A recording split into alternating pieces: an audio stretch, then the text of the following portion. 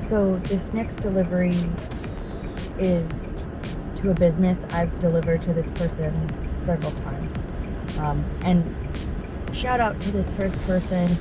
I've delivered to these apartments a bazillion times. And the way that they have the apartments set up, there's some in the back, there's some in the front, there's some upstairs and down. It's all over the place. And if you're not familiar, it's hard to figure out where the apartments are located. And this person had put all the instructions, looking at the building to make sure you go around back. It's just much appreciated. Saves us a lot of time, and time is money. So anyway, I'm gonna get to this next drop off real quick, and then the next one is a little bit further away, but by the time we're done, this whole order will have taken us about an hour. The third customer, which had the most stuff, she kept adding more. I was dinging all over the store, and the only annoying part about that is that it's like we try to go from one store to the other pretty cleanly to get it done as efficiently as possible. So when you're all over the place and adding 10 things, we're having to go back and forth throughout the store. And it is what it is, because the more you add, the more we're going to make at the end of it, as long as the tip is part of a percentage and not just a flat rate. But it just makes it longer because the app does not adjust. Like, we are given a timer based on how much we have to shop, and the timer doesn't adjust when people add stuff. So it, like, once you get close to the timer time, your timer starts to turn red, and then it kind of affects, especially if we're shopping other shops, it affects the times. So, but anyway, it doesn't matter. I'm still making, hopefully now, 26 bucks off of this order, and it's going to take me an hour. So far this morning has been great. I really don't have, I have commentary, but no complaints.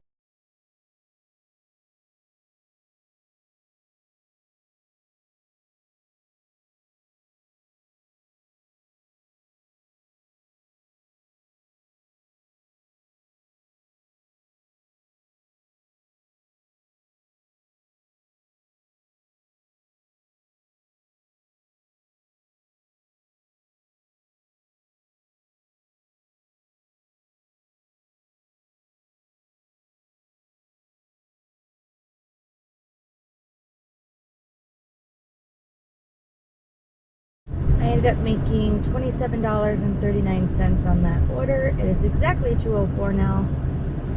So yeah, it's been a decent morning.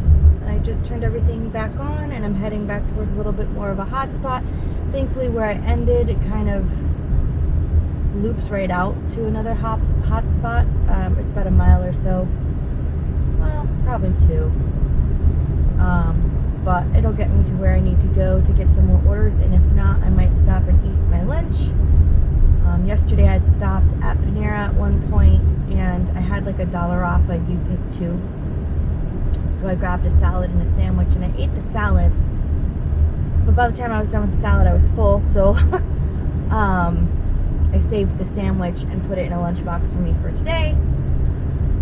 So who knows, maybe once I get over to a little spot I can sit at for a few minutes, I'll have time to eat a little bit of something. $7 for 6.7 miles, no thank you. But yeah, I'm working my way. Alright, just as I got to the spot where I was gonna park in the shade here for a second, I got a call to go to Grillsmith for $7.30 something cents for 1 point something miles. Yeah.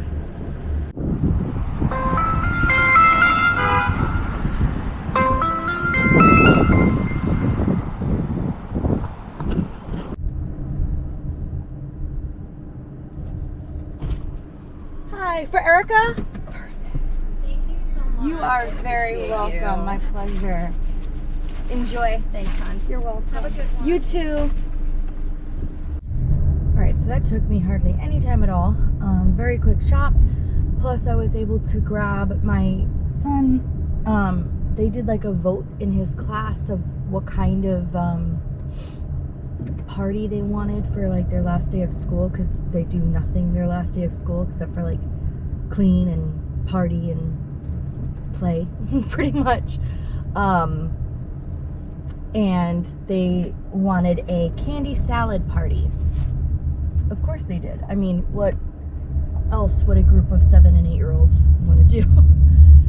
So they needed like a candy that was like bagged but not individually wrapped, you know, like, so I got the Nerds clusters, so that she said she'll take everybody's candy and put it in a bowl, mix it all up, and then each of them will get a scoop. So that's fun. Anyway, so I got that done. I'm like 9 minutes away from the customer, and I forgot to mention that on that last shop, instead of $27.39, I ended up making $32 and something, because the that last customer, the bigger shop, the one that was adding things, she gave me a bunch of compliments on the app, which was really nice, and she upped my tip to $5. So super sweet. You know, it pays to pay attention. I know that I probably look crazy and people get annoyed when I'm at Publix, and I go through the self-checkout when I do Instacart, because I have like probably more items than they would like to see me have going through self-checkout. But listen, I have had experiences where I'm in line like at a regular checkout for Publix, and I say I'm with Instacart, and sometimes they'll shut down the lane, but then when they don't, I've had people come up behind me, and before I'm even done putting all of the products up on the belt, because I have like multiple orders, people just start putting things up there, so that I can't continue to put things up on the belt. So it's all still in my cart. It's like, what are you guys doing? Like, why are you putting stuff up there if I'm not finished putting stuff up there? It becomes very inconvenient. Plus, then they bag a certain way, and depending on who it is, it doesn't get done the way I would prefer it to get done. And I don't know, I feel rushed through the entire process. It's just a lot. So I would prefer to go through self-checkout, where I know that I have control over the situation, because at the end of it, once it's delivered, I'm the one being judged. So I would prefer to get judged fairly. Like, judge me based on what I'm doing, not what somebody else is doing. So anyway, yeah, so they put that I had a smooth delivery, that I had smart bagging, etc., etc. They gave me like 5 badges, which is really nice, and then up my tip. So that's always a welcome surprise. So thank you to whoever. I don't want to say a name, but thank you. All right, I'm gonna deliver this and see what comes next.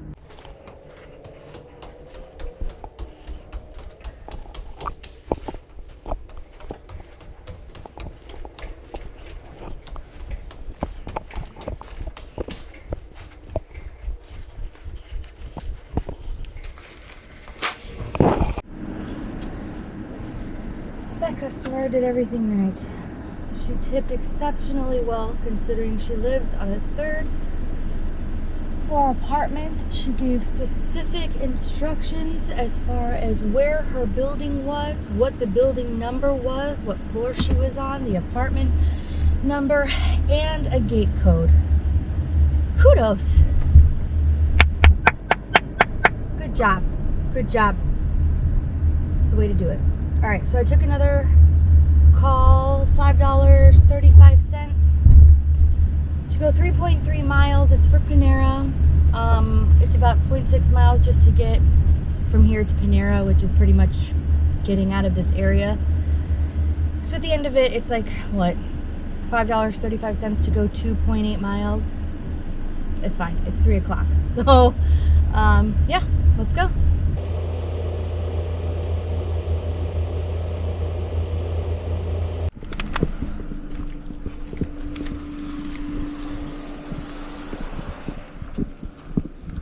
Funny because I'm watching Meeting Mama, and as I'm about to drop this bag off, here, this is what I see. So when I left that house, I got an offer on DoorDash that looked good initially. It was $22.50 to go 9.3 miles. But it was a shop at the Dollar Tree for 62 items. Even more units, but 62 base items. Who does like a full big grocery shop at the Dollar Tree? Not only that, I'm pretty sure they don't even have buggies big enough to accommodate 62 items. I am not lugging around 2 and 3 carts worth of crap from Dollar Tree. No, not worth the hassle. So I declined that. I mean, the miles to pay, pretty good, but by the time I try to shop the Dollar Tree, 62 items, mind you, it's not like they list out, oh, this is on aisle this or aisle that. You're kind of left to your own devices when it comes to the Dollar Tree. No, ma'am, not today. Okay, so see, I'd rather take this $8.55 to go to Target. It's 3 miles total, right there and to the customer. 4 items, 8 units. It's literally like 3 tomatoes, 2 plantains, 2 things of ground beef, and a thing of like frozen empanadas. Yeah, let's do that.